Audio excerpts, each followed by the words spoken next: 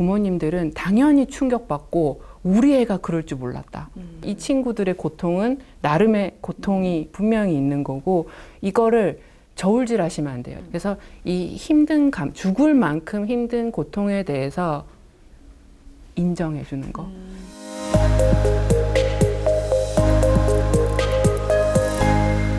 이번 시간에는요, 정말 사회적으로도 큰 문제가 되는 사안이 아닐까 싶은데요. 바로 청소년 자살 문제입니다. 우리나라 청소년 자살 문제 얼마나 심각한가요? 우선은 이제 뭐 전체적으로도 청소년뿐만 아니더라도 다들 아시겠지만 OECD 국가에서 자살률이라고 하는 게 2018년도께 지금 발표가 9월에 됐는데요. 또 1위로 나왔어요. 사실은 1위라는 게 참 안타까운 사실이긴 하지만 2011년 그 기점으로 계속 떨어지고는 있거든요. 근데 여기 안에서도 10대는 늘고 있어요. 그래서 이제 그 더 어린 애들은 신생물, 뭐 암이라든지 이런 걸로 많이 죽는데 10대는 스스로 목숨을 끊는 이유가 죽음의 가장 사망 원인 1위이기 때문에 엄청 심각한 문제죠. 무엇이 그렇게 우리 청소년들로 하여금 자살까지 이르게 하는 걸까요? 이게 자살이 왜 도대체 이렇게 많은지에 대해서 사실은 뭐 학회나 이런 데서 한국 사람들한테 엄청 질문을 많이 하거든요. 외국에서.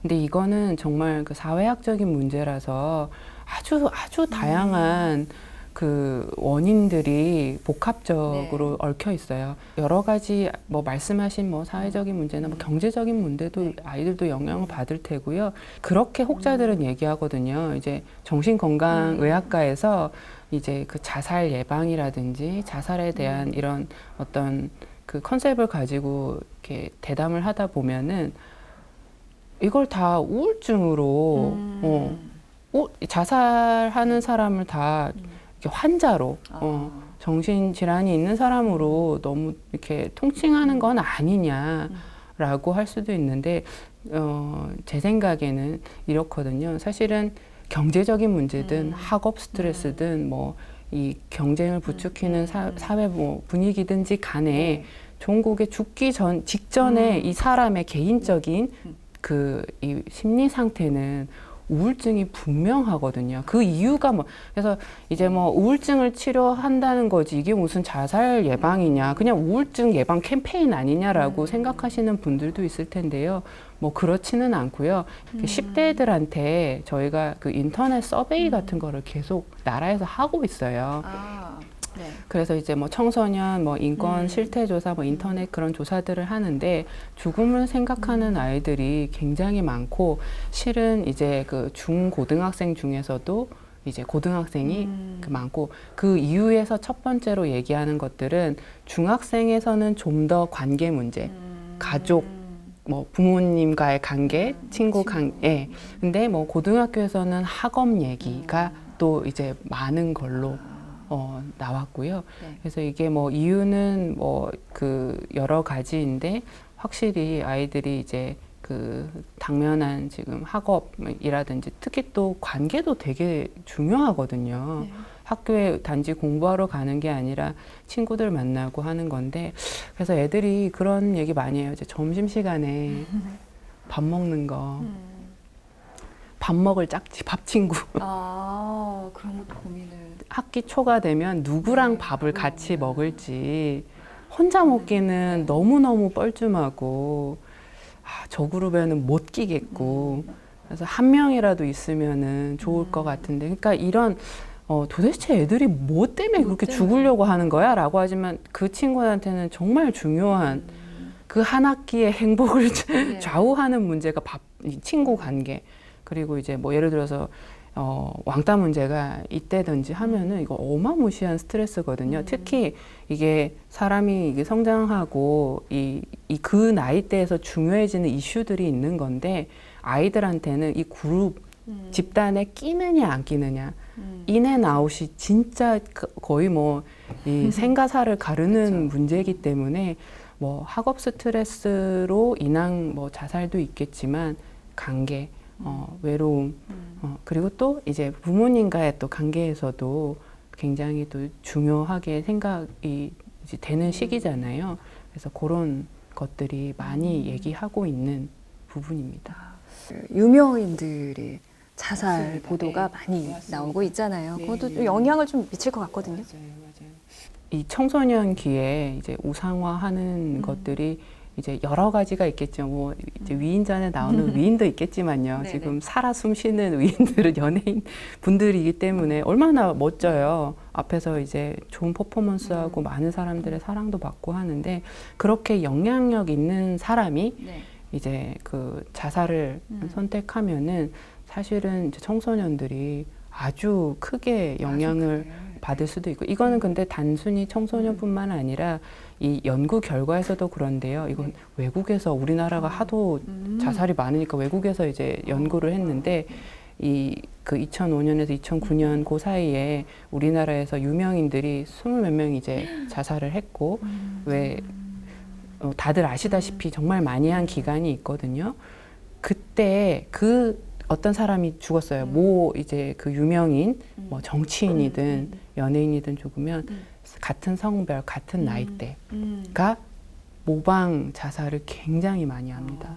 그러니까 저 사람도 죽는데 저렇게 막 빛나던 사람도 하는데 나도 막 내가 뭐 그렇게 가치가 있을까? 뭐 이런 생각이라든지 아니면은 또 사실은 이제 저희가 그거를 모방 자살이라고 하는데 그거를 영어로 하면은 카피캣 수어사이드라고도 하지만 베르테르 이펙트라고도 하거든요. 베르테르라는 젊은 베르테르의 슬픔이라는 그 괴테의 되게 유명한 그 소설이 나왔을 때 그 나이대 청년들이죠. 청년들이 엄청나게 많이 죽은 거를 후대에 그렇게 명명을 했어요. 베르테르 효과라고. 그래서 그 비슷한 사람들이 물론 그 사람을 사랑하고 내지는 이제 영향을 많이 받은 사람도 있지만 네. 그 비슷한 사람들도 많이 죽고요. 청소년들은 아무튼 연예인 자살에 대해서 그 영향을 많이 받고 또 한 가지는 사실 죽고 싶다라는 생각을 할 수 있지만 이 죽는 방법에 대해서도 그러니까 자살을 생각하는 사람들은요 나중에 심리부검 같은 거를 하면은 심리부검이라고 하는 게 이 사람이 어떻게 죽음에 이르렀는지 진짜 이렇게 우리가 왜 시체 검만 같이 하지 않습니까? 이 사람의 그 이력, 과거 행적을 갖다가 저희가 부검을 해요. 그걸 심리부검이라고 하는데 심리부검에서 보면 인터넷 검색을 그렇게 해요. 자살하고 싶어. 자살하는 방법. 뭐 아니면 자살 뭐 이렇게 같이 죽자. 뭐 이런 식의 뭐 이렇게 검색을 하고 하는데 이게 유명인이 죽었을 때 이 기사 보도에 너무 이제 눈이 먼 나머지 자극적이고 되게 굳이 그럴 필요가 없는데 자세하게 이제 그래서 사실은 모 연예인이 죽었던 방법이 그때 엄청나게 거의 뭐 전염처럼 퍼진 적이 있었거든요. 그게 마치 엄청 확실하다. 근데 치명적인 게 맞아요. 그래서 그런 것들이 이제 어떻게 보면은 학습처럼 이제 되어 버리는 거죠. 그래서 이제 그 보도를 할 때 저희가 사실 그 권고 규정이 다 있어요. 그래서 정신건강의학과 학회 차원에서 인터넷 보도를 할 때 이런 기준, 뭐 예를 들어서 자세한 자살 방법이나 그런 추측성, 뭐 아니면 되게 막 로맨틱하게 막 이거를 낭만적으로 막 이렇게 소설화 한다든지 그런 거 없이 그냥 사망. 뭐 연인 관계에서 뭐 슬픔을 이기지 뭐 이런 식으로는 이제 보도하지 않고 그 다음에 치명적인 그런 방법에 대해서 굳이 그렇게 할 필요 없거든요.